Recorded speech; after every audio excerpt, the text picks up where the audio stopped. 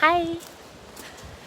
Today I am in Aurland, in the west of Norway, where my parents live. And we were supposed to go up into the mountains, high up, 1500 meters up to one of these mountains.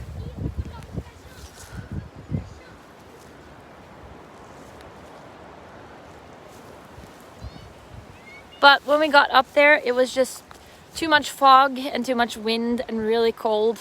So we couldn't see more than 4 meters in front of us. So we had to go down and we stayed here by this water.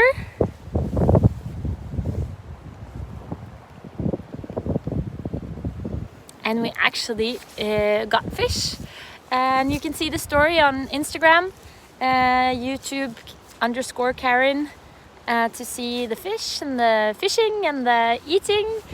And yeah, and I post a lot of the everyday Norwegian nature stuff on Instagram stories. So if you want to follow there, that will be cool. See you soon.